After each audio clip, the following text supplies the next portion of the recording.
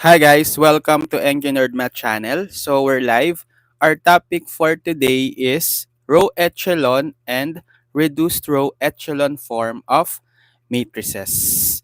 So we already have previous videos on solving systems of linear equations in two unknowns, three unknowns, and four unknowns. So if you haven't watched them yet, I will just put the links on the description so you can check them first. Now, we're going to explore new ways of solving systems of linear equations using the concept of matrices. So we must start with this topic, the row echelon and reduced row echelon form of matrices, because later we will use this concept to solve systems of linear equations in n unknowns. Okay? Before we discuss the definition of row echelon and reduced row echelon form of matrices, let's have first some background on the definition of matrices or matrix if it's singular.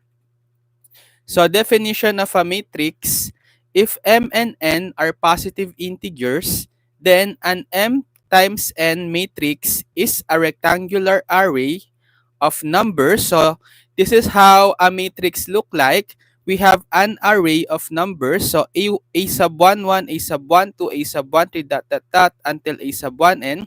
So these are rows. And a sub 1, 1, a sub 2, 1, a sub 3, 1, dot, dot, dot, until a sub m1. These are all columns. Okay? So we basically have total of m rows and n columns.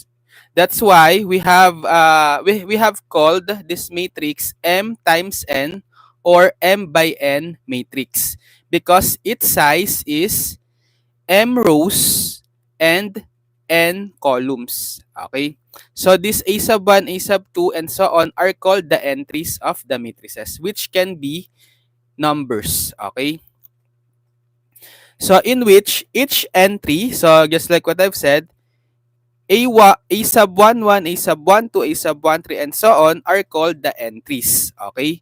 Denoted by A sub ij of the matrix is a number. So we can have the entries of the matrix usually as numbers. Okay? Denoted by A sub ij. Okay? So an M by N matrix read M by N, so just like how I read it, M by N has M rows, the horizontal lines. So the rows are the horizontal lines and N columns, which are the vertical lines. So the columns are the vertical lines. Note that the entry Aij is located in the ith row and jth column. For example, if we consider the entry A sub 2, 2. So I is, or let's not use A sub 2 to, let's use different entry. Let's say A sub 3, 1. So the first subscript in A is the I, and the second subscript in A is the J. So we have A sub ij equal to A sub 3, 1. So if you compare, I corresponds to the number of row in which A sub 3, 1 is located, which is 3, right? So therefore, A sub 3, 1 is located in third row, right? Third row. And then for the second subscript J, it corresponds to the number of column A sub 3, 1 belongs to. So since J is 1, it belongs to column 1. Right? Because A sub 3, 1 is located here in the first column. So when you locate A sub 3, 1, you go to the first column, and the third row, their intersection will be this entry. Okay? So that's how you locate the entry of a matrix. Get the intersection of the column and the row denoted by the two subscript letter in the entry. Okay? Next. Okay, a matrix with m rows and n columns is said to be of size m by n. So we denote the size of the matrix depending on the number of rows and columns. So if you have m rows and n columns, therefore the size of the matrix is m by n or m times n. If m is equal to n, then the matrix is called square matrix of order n. So we also have the so-called square matrices, wherein if you have equal number of rows, m, and column n, m is equal to n.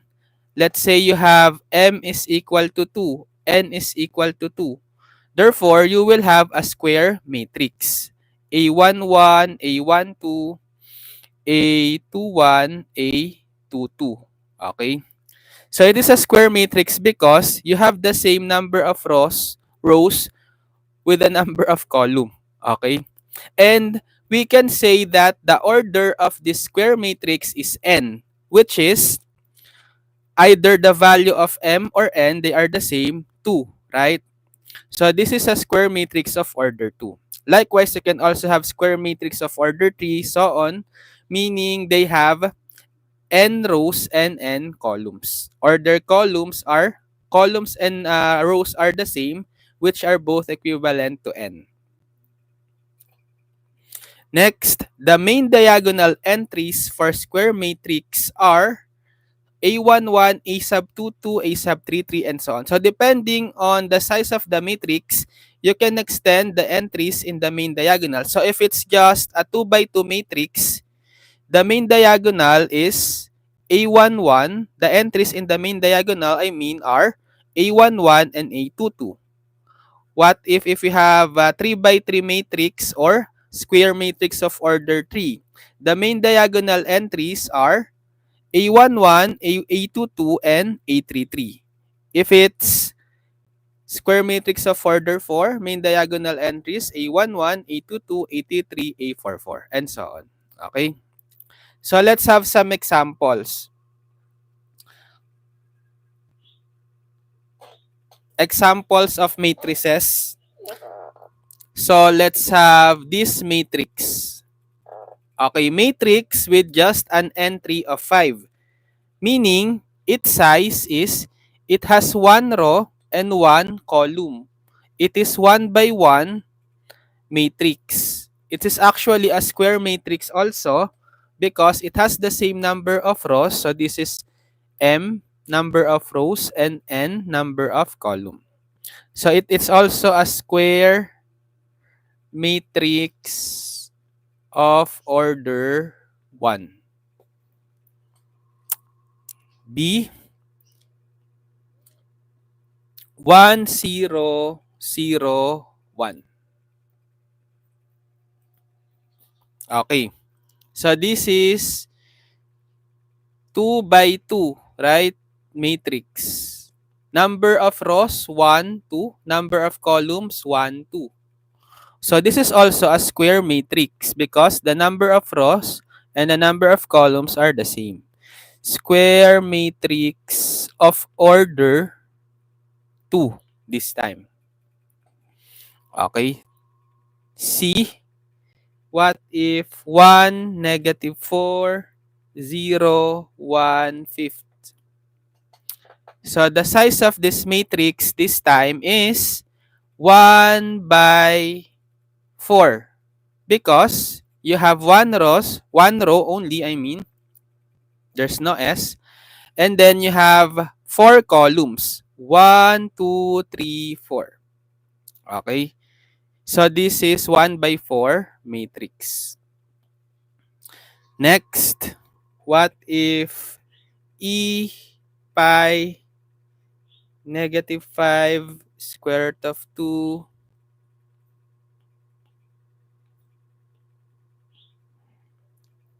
7 4? Okay, so we have this time, what's the size of the matrix? 3 by 2, right? 3 by 2 matrix because you have three rows, I mean, 1, 2, 3, and two columns, 1, 2. So in this matrix, notice that you can have any type of real numbers, including irrational, integers, and even fraction. Okay? But I didn't put fraction. As long as it is a real number, you can have it as the entry of the matrix. So next, another example, what if 1, 4, 3, 8, -1, -1, 2, 5, 7. Let's extend. Then -6, 1, 4, 9. Okay? So this time its size is 3 by 4 matrix. Because it has three rows, 1, 2, 3, and 4 columns, 1, 2, 3, 4. Okay? What if 0, 1, 4, 3, 0, 1, -1, 2, 5? Let's extend this. Okay. It is actually a 3 by 3 matrix. Or since the number of rows is equal to the number of column, both are 3, it can be also a square matrix of order 3. Okay? So, it is a 3 by 3 matrix because you have 3 rows, 1, 2, 3, and 3 columns, 1, 2, 3. Okay, what if G, this time 1, -2, 3. So, the size of this matrix is 3 by 1. Right? Because you have 3 rows, 1, 2, 3, and 1 column. So, if you have only 1 row in your matrix, as in letter C, it is called a row matrix because you only got 1 row. But if you have only 1 column in your matrix, as in part G, it is called a column matrix because you only got 1 column. Okay? Now, what if I ask you to find what entry, let's say in E, which entry is in E is A34? Okay? Which entry in E? So you will locate third column and third row and fourth column. So third row is here, right? And fourth column is here. So the intersection is 9. So therefore, A sub 34 is equal to 9. Okay, what if A sub 2, 3? Also referring to matrix E. So you locate the second row, I mean, so this row. And then the third column, this one. Get the intersection. Therefore, A sub 2, 3 is equal to 5. Okay, last. How about referring to this vector D? Vector D this time, locate A sub 1, 2. Okay, so locate first row, this one. Then locate second column, this one. The intersection is pi. So therefore, the value of A sub 1, 2 in matrix D is pi. Okay, so that's how to locate an entry in the matrix. Get the intersection of the location of its row and column. Okay? So let's now proceed to the definition of the actual topic for this lesson, which is the definition of row echelon form, or in acronym for short, REF, and reduced row echelon form, in acronym for short, RREF of matrices. So this is important in solving systems of linear equation, the concept of row echelon form and reduced row echelon form of matrices. So later we will use this concept. So a matrix is in row echelon form, or a matrix in row echelon form has the following properties. So take note of these listed properties. The first one, all rows consisting of entirely zeros occur at the bottom of the matrix. Okay? So we will illustrate later using some sample problems how can we apply these properties of row echelon form. For now, let's just read all the properties, and later on the sample problems we will explain. Okay, next, for each row that does not consist entirely of zeros, the first non-zero entry is called, the first non-zero entry is 1. Okay, and it is called the leading one.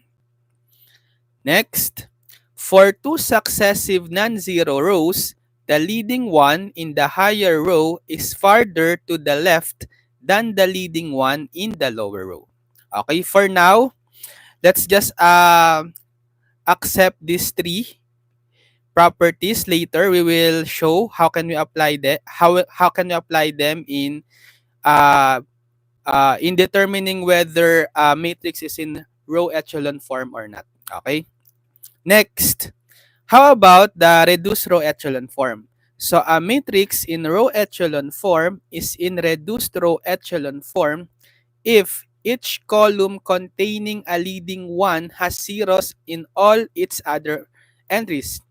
So reduced row echelon form is just a special case of row echelon form, meaning reduced row echelon form is always a row echelon form. But row echelon form is not always a reduced echelon form, since it should have an extra characteristic wherein it states here that each column containing a leading one has zeros in all its other entries. Okay?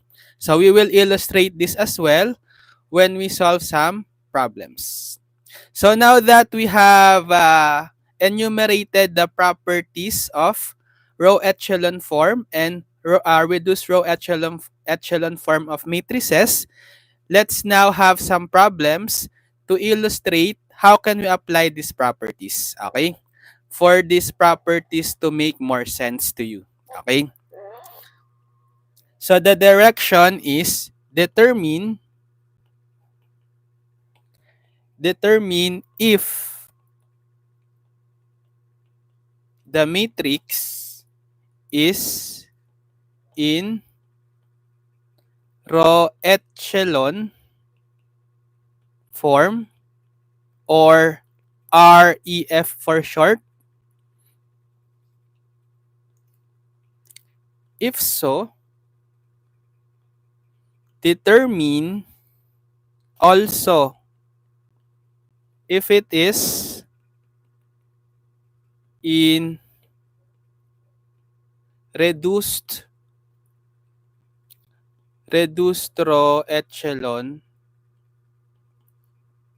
form, or RREF for short, and state the reason. Okay, why will we say that it is in row echelon form or not? And if it's in row echelon form, state also the reason if whether this is in a reduced row echelon form or not. Okay, so we will apply those properties that we have enumerated above. For number 1, what if we have the matrix 1, 0, 0, 0, 1, 0? 0, 0, 1. Okay, so this is a square matrix because we have same number of rows and columns, 3. Right? 3 by 3 matrix. So let's check first if it's in REF form. Okay? So applying the first property, all rows consisting of this one, right? The first one.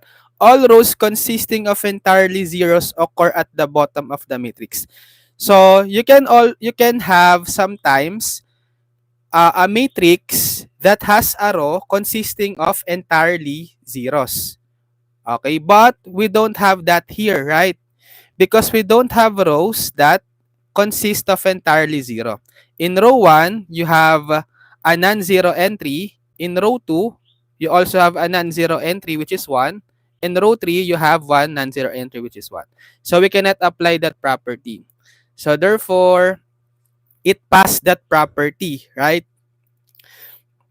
Next, for each row that does not consist entirely of zeros, the first row, the first non-zero entry is 1, called a leading one.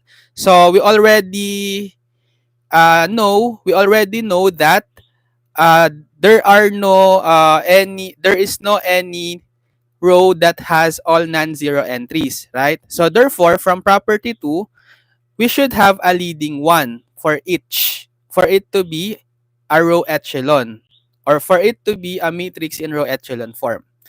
So for the first row, yes, we have a leading one, right? Okay? Because it is the first entry followed by the zeros entries, right? Next, for the column 2, so we have also a leading one because it is the first entry after the zero entry, right? Remember, the leading one should always come after the zero entry. Okay? That's the first non-zero entry, which should always be 1 for it to be a row echelon form. So it passes, the second row passes the criteria 2. How about the third column? So it also has a leading one because it is the first non-zero entry after all the zero entries, 0, 0, and then the non-zero entry 1. So it passes criteria 2 for all the rows, right? How about the criteria 3? For two successive non-zero rows, the leading one in the higher row is farther to the left than the leading one in the lower row. So it means you will compare the successive rows. You compare the first and the second row. The first row should have a leading one farther to the left than the leading one in the row lower than it, right? So the row 1 is the highest row, therefore it should have a leading one farther to the left than the second row, the row that is lower than row 1, which is true, right? Because 1 is farther to the left than this one here. Okay? Also, if you compare row 1, no, they are not successive rows, right? So you will compare this time the next successive rows, row 2 and row 3. Okay? So compare the position of the leading ones. Okay? Since row 2 is higher than row 3, it should have a leading one farther to the left than the leading one of row 3, the row lower than row 2. Yes, right? Because this leading one is farther to the left than this leading one in row 3, right? So therefore, it passes criteria 3. So what can we say? This is in REF. Okay, REF.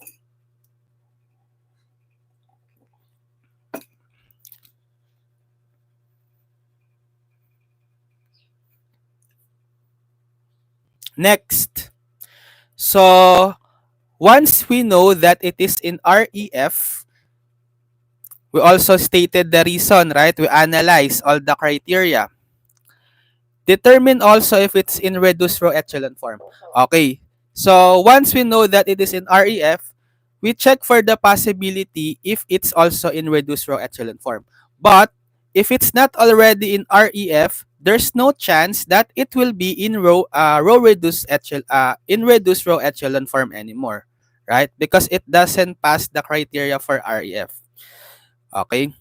So since it's REF, we check the possibility also if it's in RREF form. So what's the definition of RREF?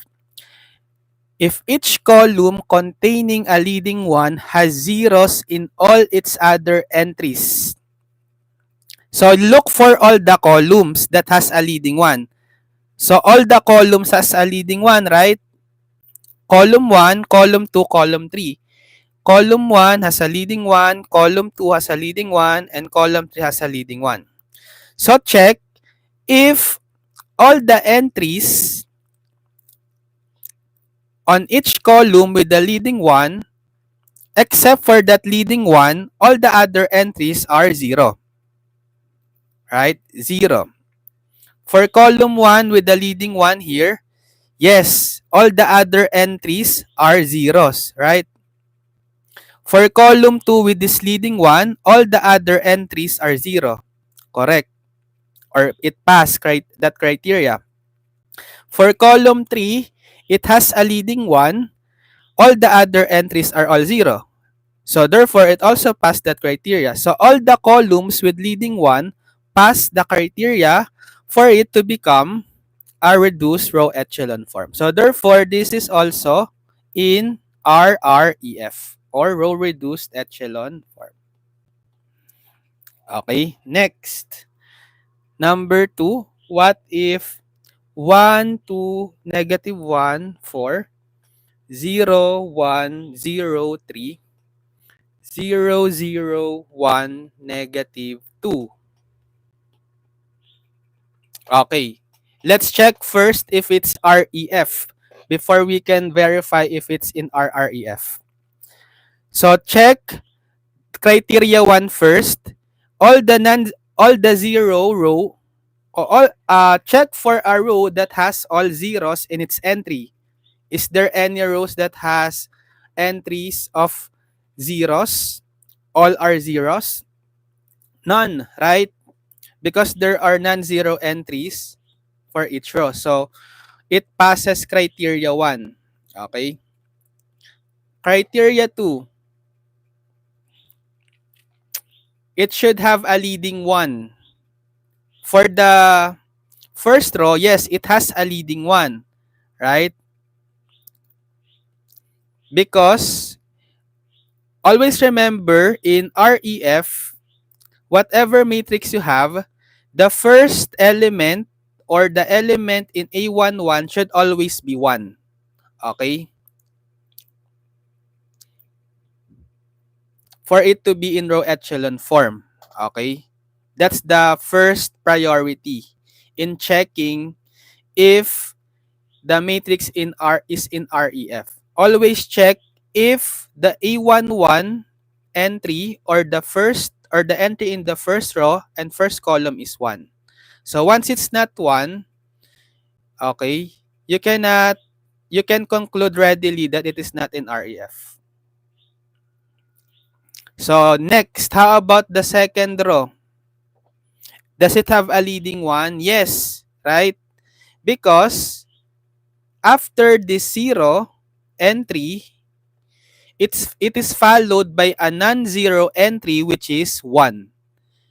So always for the matrices to be in REF, the next non-zero entry after the 0 for each row should always be 1, not any other number. Okay?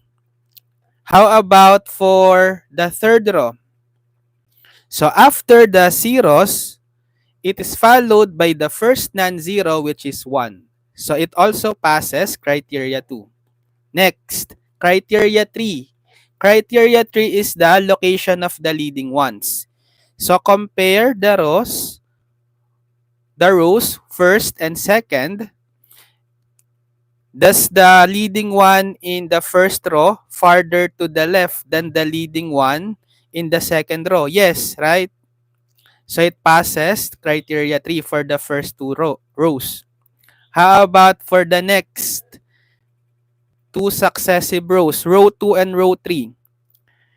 So row 2 has a leading one farther to the left than row 3, right? So therefore, it passes also criteria 3 for these next two sets of successive rows. So overall, this matrix passes the three criteria for it to become a matrix in in row echelon form. So this is in REF form, okay? Or in REF. Now, let's check if it is in RREF or reduced row echelon form. So just check all those columns that has a leading one. So column 1 has a leading one, column 2 has a leading one, column 3 has a leading one, right? Now, check all the entries in all these first three columns if aside from the leading one, all the other entries are 0. So for column 1, yes, other entries are zeros. For column 2, this is the leading one. The other entries are 0 and 2. But 2 is not 0, right? So it doesn't pass the criteria for RREF because not all the entries in column 2 that has a leading one are zeros. The other entries, I mean. Because it has 0 and 2 other entries, which are not all 0. So this is not in RREF, only in REF. Okay? Next, number 3. What if 1, 2, 3, 1, 2, negative 3, 4, 0, 2, 1, negative 1, 0, 0, 1, negative 3. Okay. Let's analyze criteria 1 for REF. Do we have any rows that has all its entry 0? None, right? So we pass criteria 1. Next, criteria 2. Criteria 2, do we have a leading one for each column, for each row? So for row 1, yes, we have. For row 2, okay, notice that after the 0 entry, it is followed by a non-zero entry which is 2, not 1. But based on criteria 2, the first non-zero should always be 1, right? Because it is not 1 but 2, it doesn't pass criteria 2 for it to be in REF. So this is not in REF. Okay, it failed or it fails criteria 2. Okay, next. So if it's not in REF, we don't need to analyze it further if it's in RREF because in the first place, it's not in REF. Okay? Next. What if matrix 1, negative 5, 2, negative 1, 3, 0, 0, 1, 3, negative 2, 0, 0, 0, 1, 4, then 0, 0, 0, 0, 1. Okay, so this is 1, 2, 3, 4, 5, 1, 2, 3, 4. This is 4 by 5 matrix, right? So check for criteria 1 in REF. Do we have any row that has all its entry 0? None, right? Next, proceed to criteria 2. Check for the leading ones. Okay? First row, yes, it has a leading one. Second row, yes, after the zero entries, it has its first non-zero entry, which is 1. Third row, yes, it has a leading one. After all the zero entries, it has its first non-zero entry as 1. Fourth row, yes, right? After all the zero entries, it has also its first non-zero entry, which is 1. So criteria 2 is it qualifies the criteria 2. Next, criteria 3. Check for the location of the leading ones. So compare row 1 and row 2 first. So row 1 has a leading one farther to the left than the leading one in row 2, right? Good. How about 2 and 3? Next to successive rows. The leading one in row 2 is again farther to the left than the leading one in row 3. Okay, good. Then the next last successive row, row 3 and 4. The leading one in row 3 is farther to the left than the leading one in row 4. Good. So it passes criteria 3, therefore it is REF. Next. So since this is an REF, we check for the possibility if it's also in RREF. So check all the columns with leading one. So this one, this one, this one, and this one. Or actually, if we name the proper column, it's 1, 2, 3, 4. So all the columns with leading one are column 1, column 3, column 4, and 5. Right? They have leading ones. Check if all the entries aside from the leading one in these 4 columns have other entries of 0. For column 1, yes, right? Column 3, no, because it has a non-zero entry, which is 2. So it failed the criteria for RREF. So it's only REF. Okay, next. What if 0105, 0105, 0013, 000? Okay.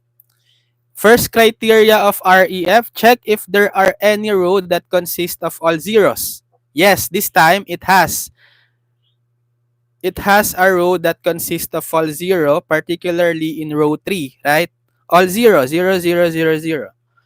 So based on criteria 1, the row that has all its entry 0 should be placed at the bottom. Yes, it is placed at the bottom row, which is row 3. So it passes criteria 1. Next, for criteria 2, check for the leading ones. Okay?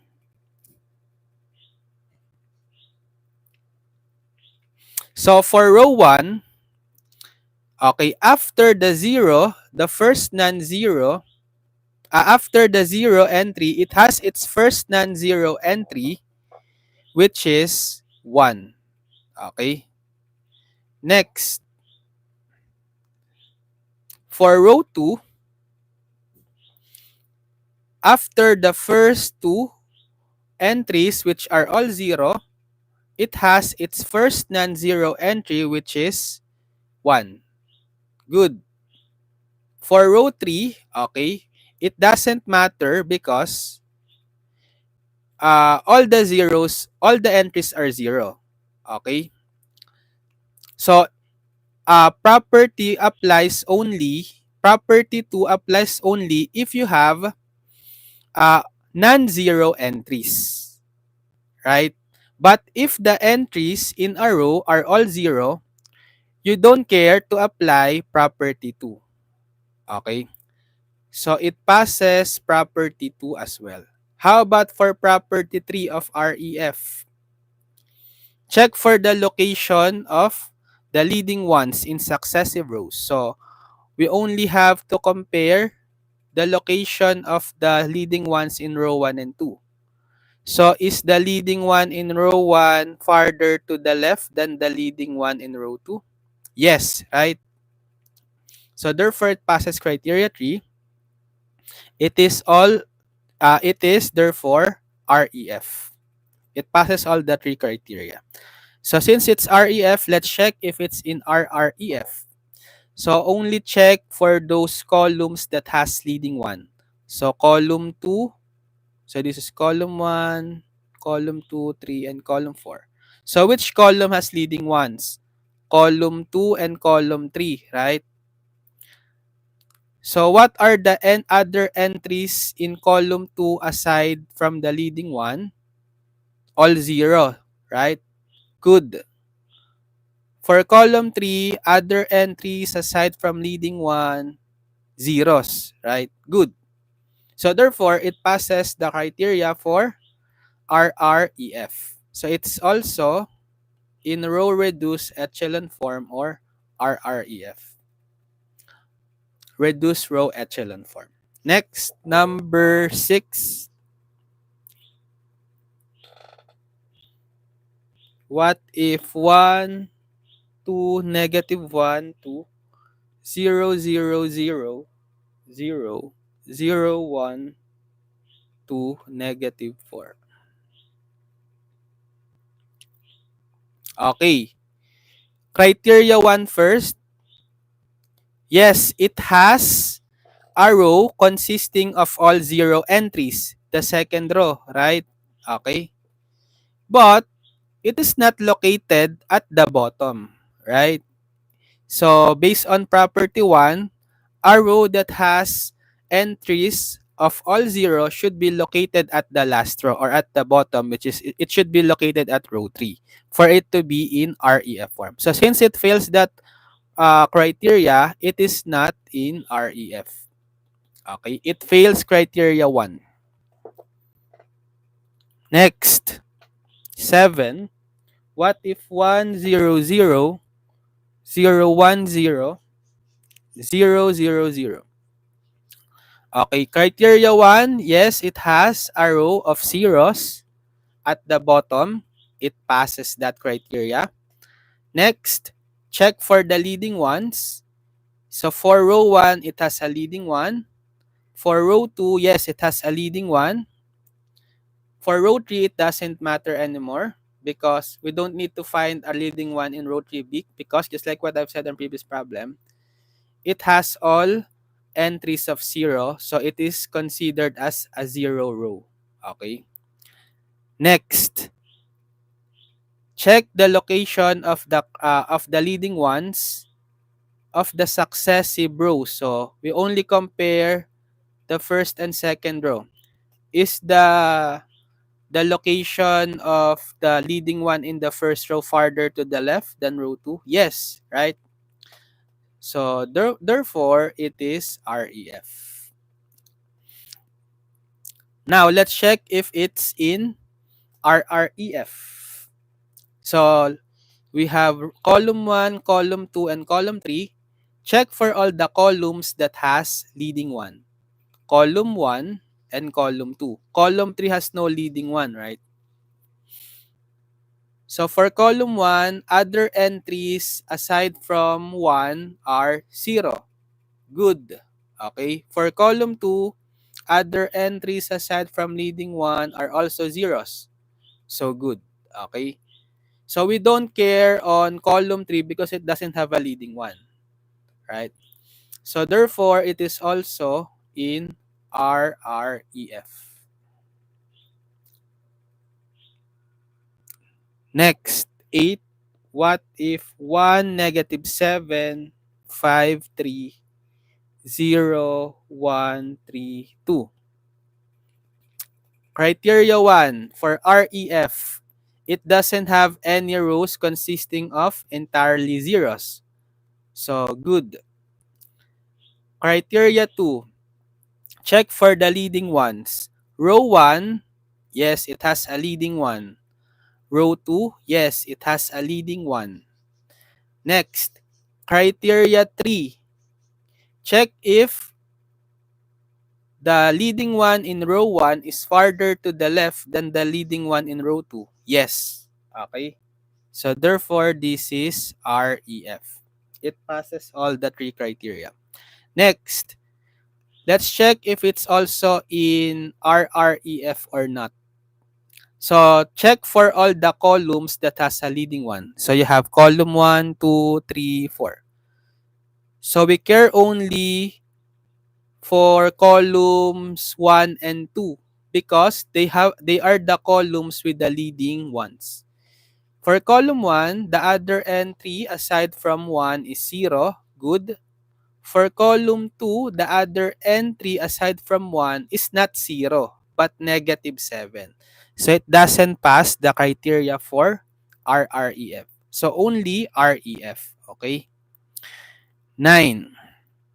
What if 1, 2, 0, 3, 0, 0, 0, 1, 1, 0, then 0, 0, 0, 0, 1, then 0, 0, 0, 0, 0. Okay, let's check. First criteria. It has a row of all zeros at the bottom. Good. Criteria 2, check for the leading ones. It has a leading one in row 1, also a leading one in row 2, right? Also a leading one in row 3. Okay? It passes criteria 2. Next, criteria 3. So in row 1 and row 2, the leading one in row 1 is farther to the left than the leading one in row 2. Good. Next, in row 2 and row 3, the leading one in row 2 is farther to the left than leading one in row 3. Good. Okay? So therefore, it passes all the three criteria. It is in REF form. Now, let's check if it's in RREF. So we have column 1, 2, 3, 4, 5. Check for all the columns with leading 1, column 1, column 3, and column 5. Okay? Check for the other entries. In column 1, the other entries aside from the leading one are zeros. Good. Column 3, this is the leading one. The other entries are all zeros. Okay? 0, 0, 0. Good. For column 5, this is the leading one.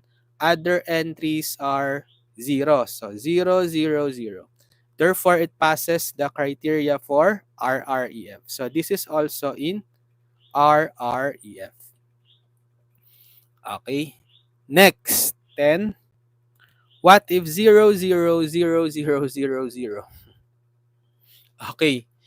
So, all the rows, row 1, row 2, row 3, are consisting of entirely zeros, right? So, you cannot differentiate which one is at the bottom because they are all zero. So, therefore, it passes the criteria 1. Because all of the rows are zeros, right?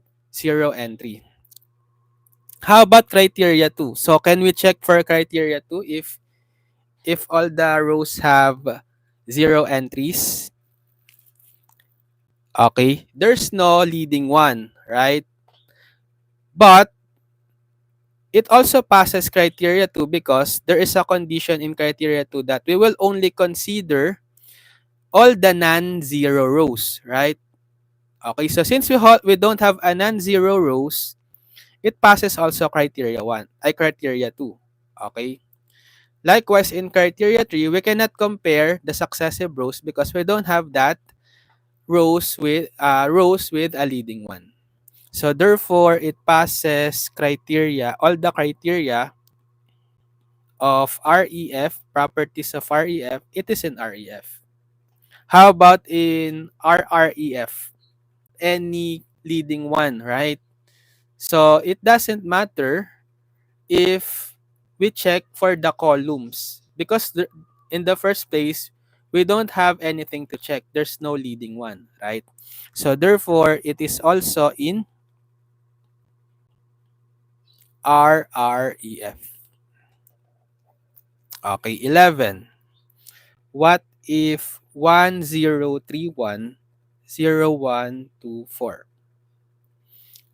So there's no row with all entries equal to 0. Okay, good for criteria 1. Criteria 2, check for the leading ones. Row 1, yes, it has leading one. Row 2, yes, it has a leading one. Criteria 3, is the leading one in row 1 farther to the left than the leading one in row 2? Yes, right? So it passes all the three criteria for REF, therefore it is in REF. Now for reduced row echelon form, so we have column 1, 2, 3, 4. Check for the columns that has leading 1, only column 1 and 2, right? Check for the other entries. In column 1, the other entry is 0, good.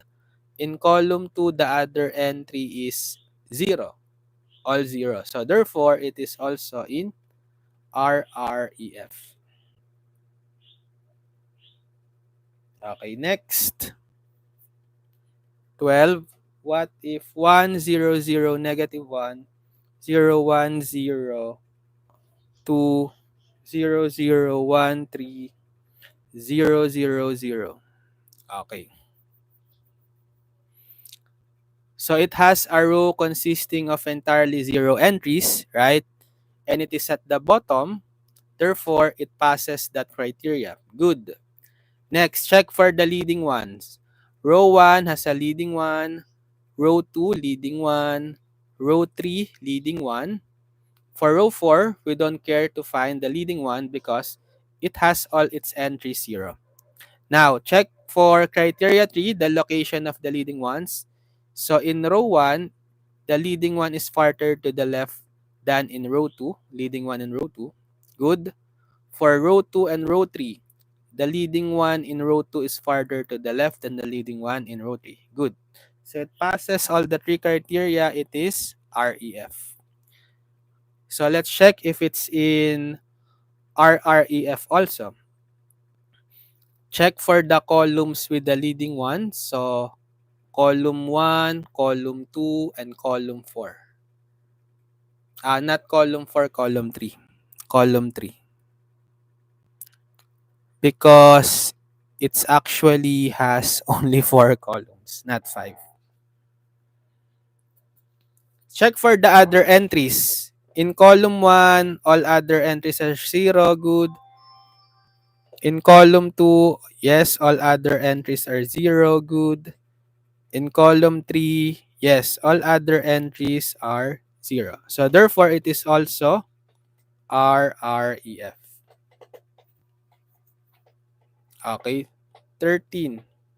What if 0, 0, 1, 0, 0, 1, 0, 2, 1? Okay. Criteria 1 for REF. So there's no row with all its entry 0. Good. Criteria 2, check for leading ones. Okay. So we have leading one of this one for the row 1. Then leading one for row 2, this time it's 1 here. Good.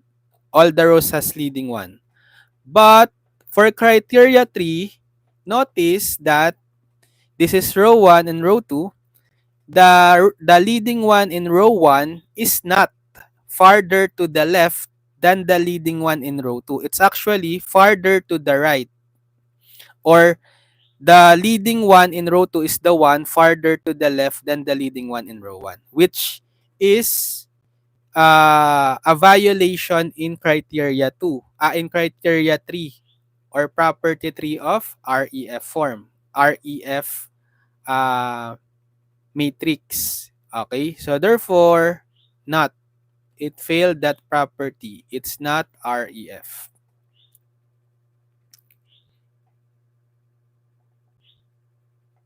Okay, next, 14. What if 102101340010?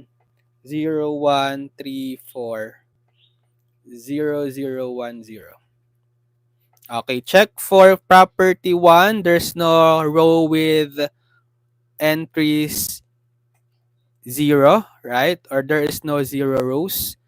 Good. Property 2, leading ones. Row 1, yes, has a leading one. Row 2, yes, has a leading one. Row 3 also has a leading one. Then property 3, check the location of the leading ones. For row 1 and 2, leading one is farther to the left than leading one in row 2. Good. For row 2 and 3, leading one in row 2 is farther to the left than leading one in row 3. Good. So therefore, it is in REF. Next, let's check if it's also in RREF. So check for the columns with leading ones. So only column 1, column 2, and column 3, right? Other entries for column 1 are all zeros, right? For column 2, other entries are 0, 0, 3. This time, other entries in column 3 are 2 and 3, which are not zeros. So therefore, it's not in REF. So it's not in RREF, only in REF. Okay, 15. What if 2, 0, 1, 3, 0, negative 1, 1, 4, 0, 0, 0, 1? Okay. Criteria 1 for REF, it doesn't have any row that consists of all zeros. Good. Criteria 2, check for the leading ones. Okay. Notice the first in the first row that the leading term or the first non-zero term is not 1, right? It should be 1 based on criteria 2 for it to be an REF. So therefore, it violates that property or criteria. Automatically, it's not in REF. Okay. Another violation, if you notice, for the second row, the first non-zero is not 1. It's negative 1, right? So it's also not REF. 16. What if 1, 0, 0, 0, 1, 1, 2, 0, 0, 0, 0? Okay. It has a row consisting of all zeros which located at the bottom. Good. It passes criteria 1. Criteria 2, check for the leading ones. Row 1, yes, it has a leading one. Row 2, yes, it has a leading one. Criteria 2 is passed. Next, criteria 3, the leading one in row 1 is farther to the left than the leading one in row 2. Pass. Okay, good. So therefore, it is in REF. Let's check if it's in RREF. So we have column 1, 2, 3, 4. Check for the columns that has leading 1, only column 1 and 2, right? In column 1, the other entries aside from the leading one are all zeros. Good. For column 2, the other entries aside from the leading one are also zeros, right? So good. Therefore, it passes also the criteria for RREF. It's also in RREF. Next, 17. What if 0, 0, 1, 0, 0, 0, 0, 0, 1, 0, 0, 1, 0, 0, 0? Okay. It doesn't have any row consisting of entirely all zeros, right? Criteria 1, good. Criteria 2, check for the leading ones. So row 1, yes, it has a leading one because after the zero entries, it has its first non-zero entry, which is 1. Row 2, yes, it has a leading one also. Then row 3, yes, it has its leading one. Okay? But let's check criteria 3. For row 1 and row 2, is the leading one in row 1 farther to the left than the leading one in row 2? Yes, right? How about the next two successive rows, row 2 and 3? Is the leading one in row 2 farther to the left than leading one in row 3? This time, not, right? Because the leading one in row 3 is the one farther to the left than the leading one in row 2. It should be the other way around for it to be an REF. So it violates that criteria, criteria 3. It's not REF. Okay, next, 18. 0, 0, 0, 0, 0, 1, 0, 0, 0.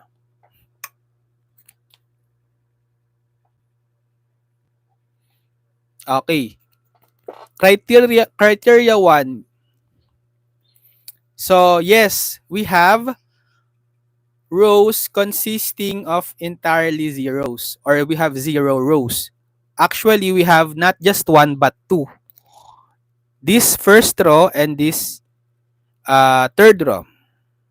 So the third row is already uh, a row of zeros. So it passes that criteria 1, right? It's at because it's at the bottom. But there's still another set of row which is consisting of all zero, which is actually at the first row, the topmost row. So there's still a row below it which is row 2. Okay? So for it to pass criteria 1, it should be located at the row which is should be lower than row 1, which is in row 2. Which in this case, it's not located in row 2. Okay? Prioritize those rows that has its entry all zeros. They should be all in the bottommost.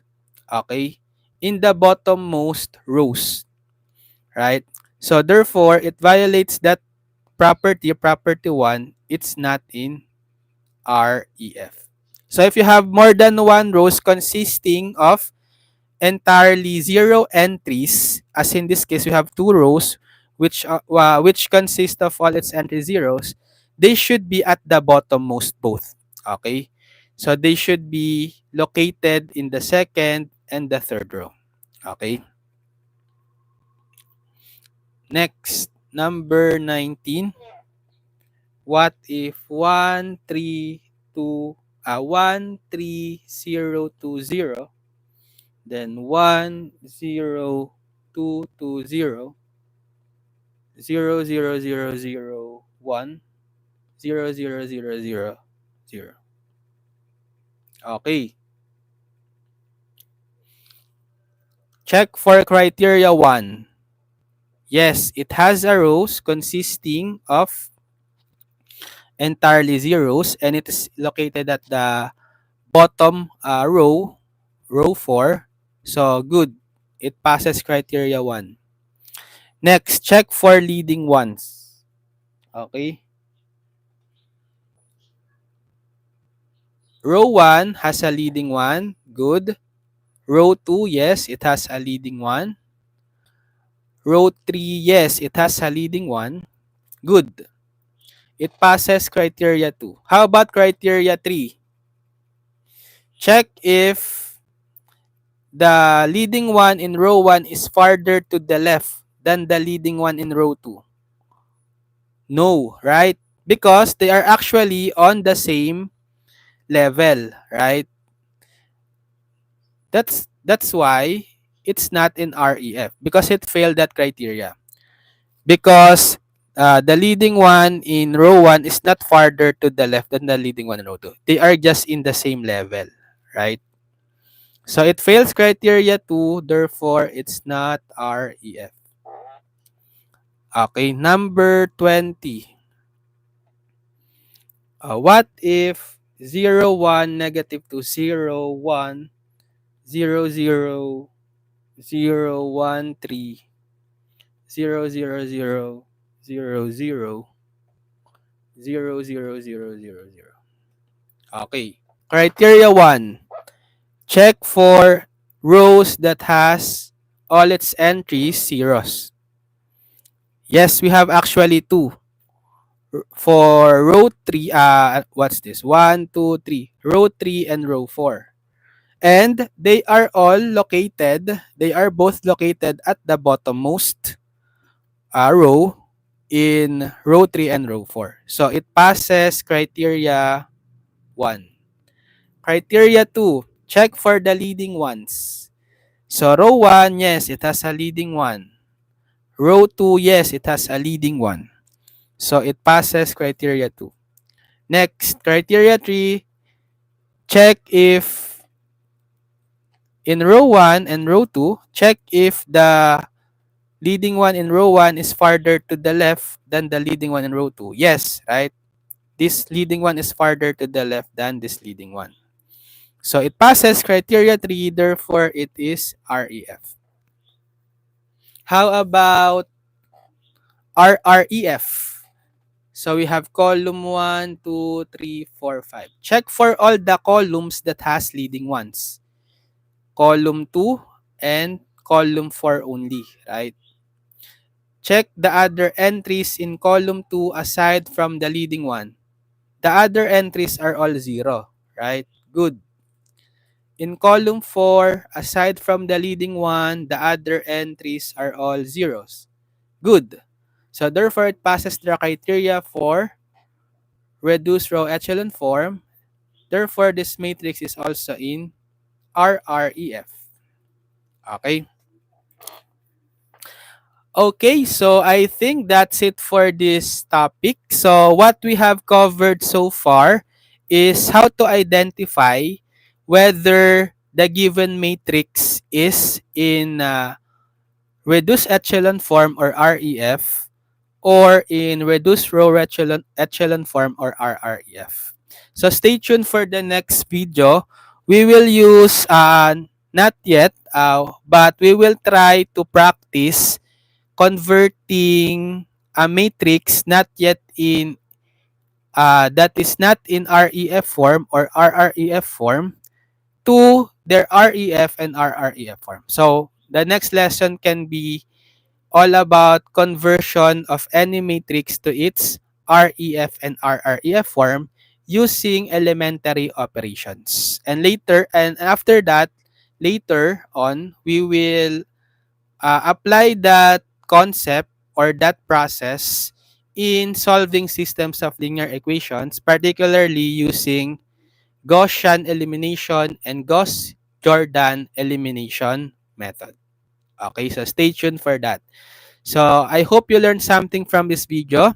You can also watch my previous live streams. All the links are in the description, as well as the actual playlist for advanced engineering mathematics.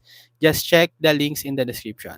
So subscribe to our YouTube channel so that you will be, and click the notification bell so that you will be updated whenever we have new uploaded videos and upcoming live streams in the future. So see you on my next live. Thank you for watching. Bye bye.